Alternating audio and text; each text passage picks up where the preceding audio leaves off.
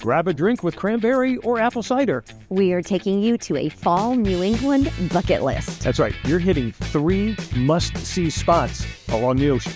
Newport, Cape Cod, and Martha's Vineyard. Hi, everybody. Cheers. We begin with Newport. With a wedding and some incredible food with friends. There are so many reasons to indulge in Newport in the fall. That's right. Now first, the visuals of the Atlantic Ocean and Narragansett Bay with some of the most inviting sailboats and yachts that are all within walking distance. Next, your taste buds will never forget the incredible seafood of Newport. The first thing you have to do is hit the Black Pearl for clam chowder. Now, you are a bit prejudiced since you went to nearby Providence College and have enjoyed that secret recipe here for decades. I am prejudiced, but watch and listen to the reaction of our Jetsetter friends who try it for the first time. Actually, this is the best clam. I'm not a big fan of clam chowder. This is the best I've ever had. That is good.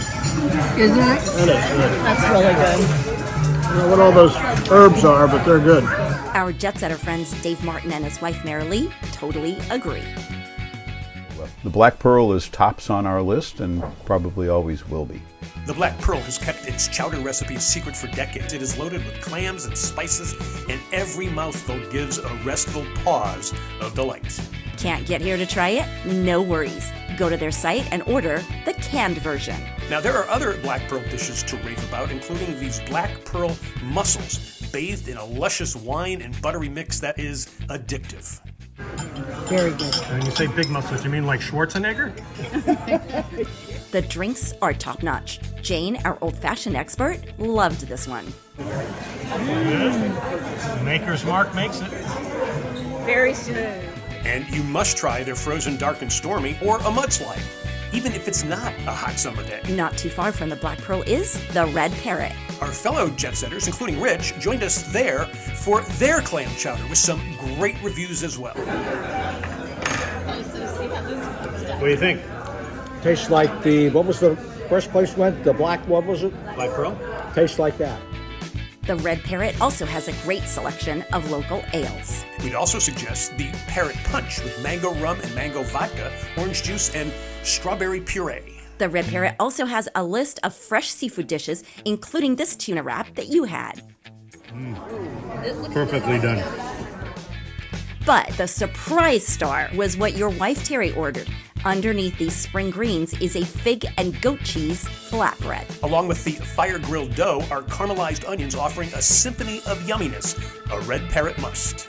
Next, we hit the mooring, another foodie must on the water in Newport. We highly recommend the oysters Rockefeller, cooked to succulent perfection. And you must get the lobster, as our Jetsetter buddy Greg did. Stop. So good. So good. Very, very good. The mooring has a great bar to watch ball games and to enjoy some specialty drinks. Now, we tried their Amaro Boulevard with bourbon, Amaro liqueur, and walnut bitters, perfect for before or after a meal or a celebration.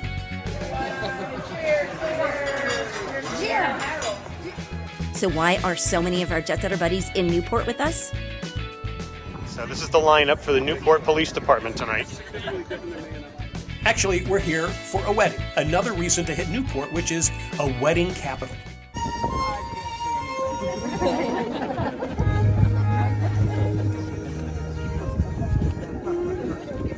We were all here for the wedding of our friends Casey and Ashley Martin, Dave and Marilee's son, and now daughter-in-law, brought to you by the Newport Sunset. Husband and wife, you may kiss your bride.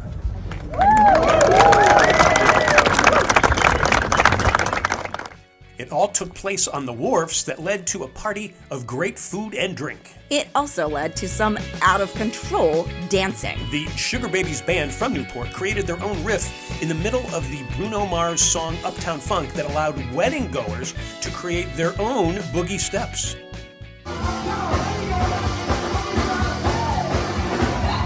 A crowd performance caught the band by surprise. This was one of the best ones, easily, hands down. Never seen dance moves like this before. Now, we've taken you to another wedding in a previous segment a few years ago. And it's not just attracting folks from New England. Oh no, we ran into Carson Gwill from the Greenville, South Carolina area. Going to a wedding. Yeah? Oh yeah, love sightseeing and trying to find good stuff to eat. So what's your impression of Newport? Oh, it's great. Love it. Love all the old-timey stuff. It's beautiful. Cool. Now I see you got your little one here. Got the little one. She's hoping for some French toast. She's sound asleep. Oh my God. Now how is it here having a kid like in fall here? Is that pretty good? Oh, it's great. Yeah, as long as you bundle them up, keep them covered up from the wind, it's great. Okay, so Greenville can be a little chilly, but this is a little chillier, don't you think? Yeah, right now it's about the same, but yeah, this is a whole different type of cool. Yes, one trip to Newport and you'll become a fan too. Now, besides the food and the weddings, there's lots to do. As we showed you before, you need to hit some of the Gilded Age mansions, like the Breakers. Another historic site you must hit is Trinity Episcopal Church, an Anglican church in the heart of Catholic Rhode Island. Now let me ask you this. You didn't tell your infamous Anglican church joke inside the church, did you? I don't recall because I was too busy sitting in the pew where both President George Washington and Queen Elizabeth sat, a place I felt right at home. Not if they heard that church joke. We better go outside to the pumpkin patch, a tradition that Trinity Episcopal Church has every fall. We've become a real destination for locals and also people from all around New England. And just going into the church and seeing the history there is amazing. You can take a little tour of the church while you're here. It's a great idea. We have live music on weekends, but during the week we're open every day from 12 till 6 right through October until Halloween. So all the pumpkins are for sale, and we have baked goodies, and we have people who show up and they say, I come here every year just to come and visit. And it's a great opportunity. We're in our 15th year. It's part of our outreach program, and we have given many thousands of dollars away to local charities and some not local charities, including Martin Luther King Center and Siemens Church Institute. Newport is a great walking town that's easy to get around. There are plenty of Ubers available as well. You can also enjoy Newport's sailing history. That includes the Sailing Museum and National Sailing Hall of Fame. Now, Newport has been the site for 12 America's Cup competitions since the 1930s. One of which you covered in 1987. Now, was it then that you posed as a lobster? No, that was this year. It's probably the only time someone would tell you to come out of your shell. And speaking of shells, October is a good time that you don't have to shell out a lot of money for Newport clothing and memorabilia.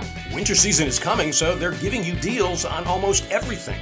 You will also definitely want to stroll through the historic neighborhoods. Not into walking? There are ample Ubers and lifts available. Another good deal is staying at the Newport Harbor Hotel and Marina. It gives you easy access to everything. Plus, the Newport Harbor Hotel and Marina offers these incredible sunsets in October. How about flying there? Newport has no commercial flights. You could land at TF Green Airport near Providence with a 30 to 45-minute ride to the island, or try Boston's Logan Airport, which is a little over an hour away. Now, we tried Tweed New Haven Airport in Connecticut on Avello Airline, which is an hour and a half away. You can rent a car and enjoy the Connecticut shoreline and the fall foliage as you head into Newport. Either way, Newport is a must. Especially in the fall.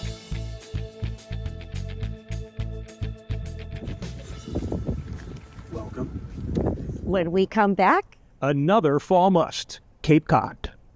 for a refreshing and extremely healthy drink to go with everything, try this one. It is called A1C, and it's conceivably the healthiest drink ever made. A1C is the first scientifically designed diabetic drink in the history of the world, and we love it. And it's just not for people with diabetes, although it is great for that. Anyone can enjoy the wonderful health benefits and delicious flavor. Go to a1cdrinks.com to try it and use coupon code JETSETTER1 for a 5% discount. Cheers, Jet Setters.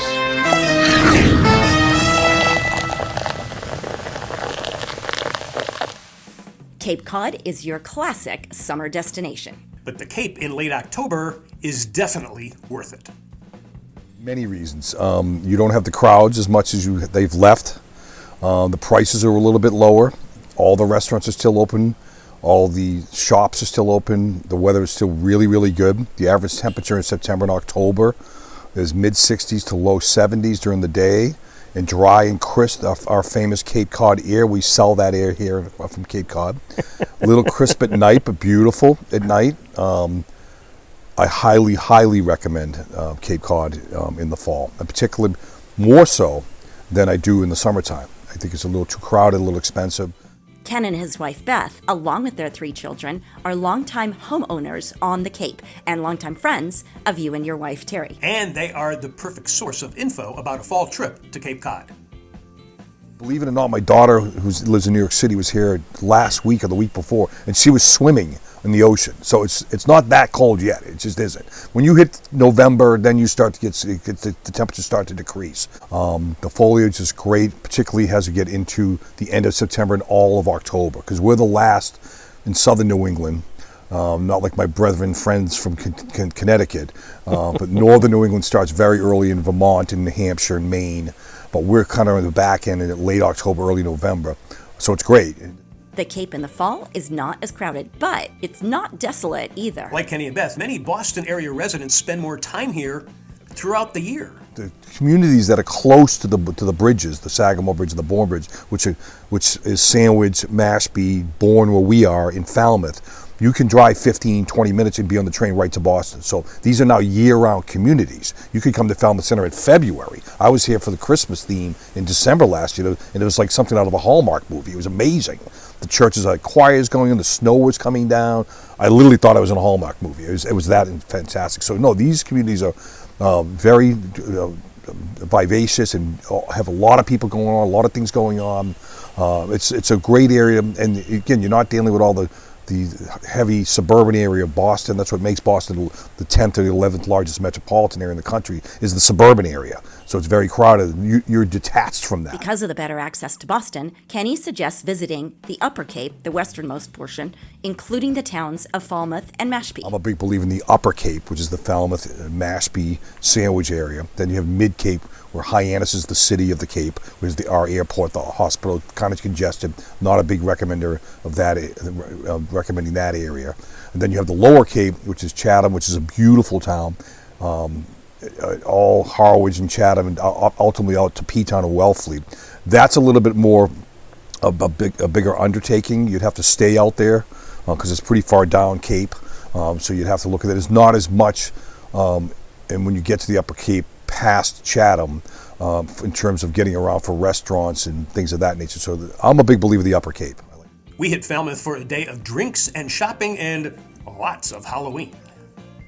One day, Falmouth Center has all these stores and shops competing against each other. You saw that yesterday with the different Halloween characters in front of each store, and whoever gets the most votes gets some kind of money from the town, and they encourage everybody to do it. So there's a lot of things to do in the fall here. There really is. The Long Bar at the Flying Bridge is a must-stop. You can watch football games or lounge in deck chairs overlooking the many boats. The drinks, too, including the Cayman lemonade with vodka, triple sec, peach schnapps, cranberry juice, and club soda. Perfect for a warm fall day. Now, the Georgia peach seems out of place, but not taste-wise. It has Stoli orange vodka, peach schnapps, and peach turmeric black tea. Another must. At night, we hit the Cape Cod Symphony for Motown Night. We couldn't video the event, still, it was worth it. When they did all Motown, Smokey Robinson, Marvin Gaye, all the theme songs, Stevie Wonder. We had a blast, a lot of dancing going on in the aisles, and it was a lot of fun. We really enjoyed it. It was a good time. Then we hit Mashpee. The Mashpee Fresh Market offers a quick snack in between enjoying the shops and the sights. One place we hit was Shark Art Cape Cod, a pop-up gallery loaded with local artists who celebrate Shark Week throughout the year. Again, there are still so many things to do on the Cape in October and also early November. So Kenny suggests you book a couple of months ahead of time. I think the housing component is the most important part of it. You can always get in the restaurants, you can always get to the entertainment, but the housing component is important because the hotels can be expensive. So if you're going to do an Airbnb or a Verbo, you probably should do that a few months out.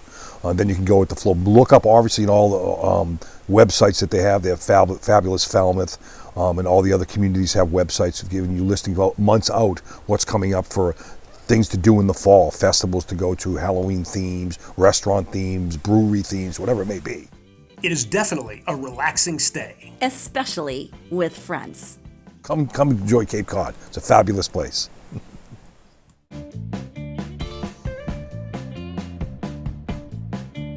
Now there's more from the Cape. We take a ferry. And we go foodie nuts in Martha's Vineyard. That's next.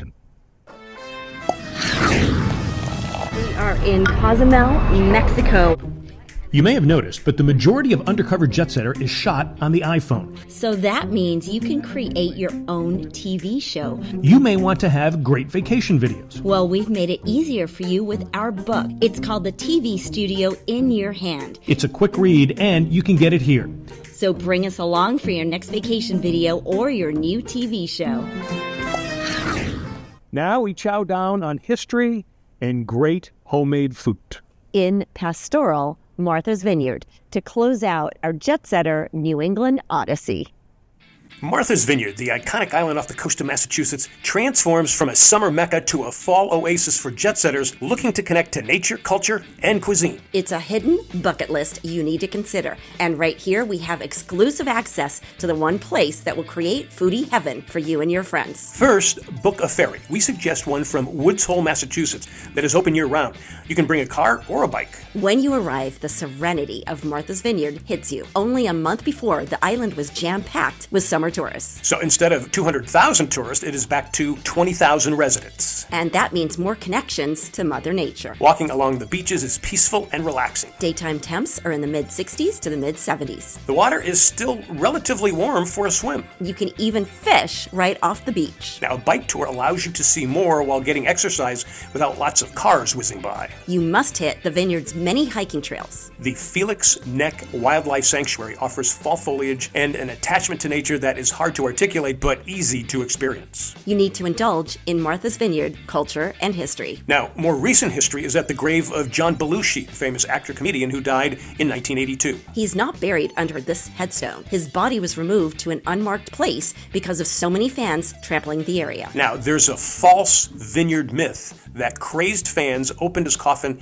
and pulled out his body to have drinks with him. Another cultural and historical trek is the campground, situated in Oak Bluffs. Now, you will understand and feel the religious and social movements of the 19th century. The campground began as a Methodist revival site in the early 1800s. The tabernacle tent is still there for community gatherings, musical performances, and religious services. Way back, visiting Methodists lived in tents. Unless, of course, you're in Civil War wearing a hoop skirt.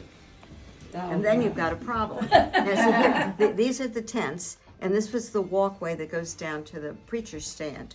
Notice that most of the ladies have opted to have the fabric, but they don't have the hoop on. Yeah. Now, of course, they didn't bring any clothes with them. They're here for a week, you know. They just wear the same thing. Yeah, right. By the mid-1800s, the tents became permanent gingerbread houses with vibrant colors. In August, those cottages are lit up for Illumination Night, a popular festival of music and sing-alongs. Now, we suggest grabbing a local docent who can enlighten you on the Trinity United Methodist Church and give you some inside history, such as the scandal of the whiskey ring in 1875 involving President Ulysses S. Grant. And why he never ran for a third term because of his secretary, Orville Babcock. At this time, Grant did not know that he was a criminal. Oh, really? He was part of the whiskey ring, and he did a few other things. So basically, when Grant came here, he had already served twice as president. He was actually looking to see about the possibility of running for a third time. Mm-hmm. So, yeah, he stayed here for 4 nights. And when he found out 2-3 months after he was here about this guy, he didn't run. Martha's Vineyard followed their religious values by accepting African Americans after the Civil War who were denied access to other regions during the segregation periods of the late 1800s and the early 1900s. That sense of community continues today. We were part of a New Orleans-style band that marched with residents through downtown. Now, there are also many great restaurants and bars still open in October on the Vineyard. And we want to showcase a place that a group of us jet-setters inhabited and indulged in some incredible home-cooked Martha's Vineyard meals. It's a home you can rent called Solara. That's a winemaking term referring to adding parts of the previous vintage to the new vintage. The name Solara means keeping the essence of the old with the flavor of the new. Rick Schwartz and his wife Chris own Solara, which was built in 1876, nearly 150 years ago. In 2011, they kept the historical feel required by the Vineyard, but added modern indoor and outdoor kitchens. In the kitchen, there is a 2-oven gas range. Now, outside, there is an outdoor range and barbecue along with a lobster pot burner. And the game changer, a pizza oven from John Michael. And it is a lot of fun because we have our guests pitch in and everybody makes their own pizza, and then we go out and fire up the big oven and go out and entertain with a glass of wine and sip while we're making the pizza. One of the favorites is a shrimp and lobster pizza with olives, tomatoes, and cheese. That's a fan favorite here at Solara because you just pre-cook the shrimp ever so slightly, and you can get lobster here any time of the year, and we just top it up on different sauces and different cheeses. Another one was the lime cilantro chicken pizza that everyone in our group enjoyed. Cheers. Thank you so much. Cheers. Okay. Cheers to the chef. And assistant chef. And the assistant. The next night, we went all in on oysters with the guys doing the shucking. We're here in Martha's Vineyard at the Solara house in Martha's Vineyard. Been here for days. And we're about to get killed. We learned how to shuck oysters from the local shucker shack. And fortunately, no one got hurt. Now, we followed the proper instructions, and these fresh oysters were spectacular. They're readily available. The tourists are all gone. The restaurants aren't snapping them up left, right, and center.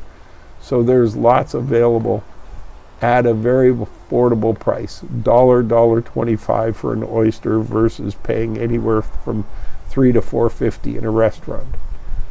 And we had 2 different kinds.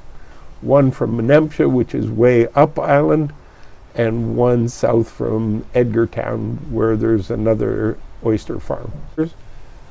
And they vary greatly from very quite briny in some of the ponds to quite smooth and tasty.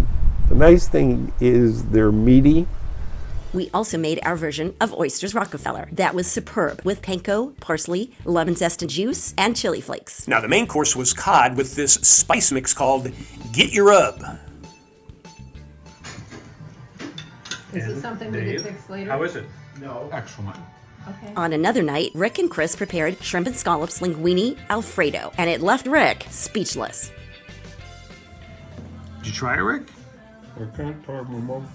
In addition to your own in-home restaurant, Solara offers more to make your stay here easy and fun for up to 9 people. They supply all the towels and linens already in place on the beds and in the bathrooms. They have 7 bikes you can use. There are even 2 sets of golf clubs. You have lounge chairs that you can wheel down to the beach, which is only about 100 yards away.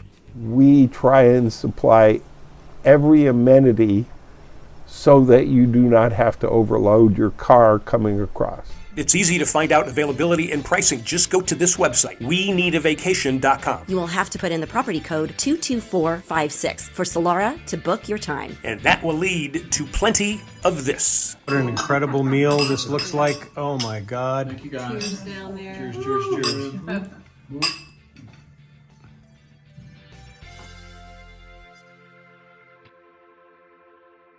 And that is how you can easily do New England in the fall. Get planning, jet setters. And we will be planning more for you as well. Cheers. Cheers.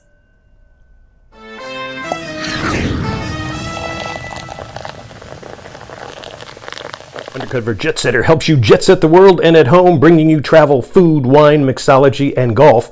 With a reach of 120 million on social media and streaming networks worldwide. We're on Facebook, X, and Instagram. Check us out on YouTube, Wingding TV, Canyon Star TV, and DB TV. If you have any questions, comments, or requests, drop them in the comments below.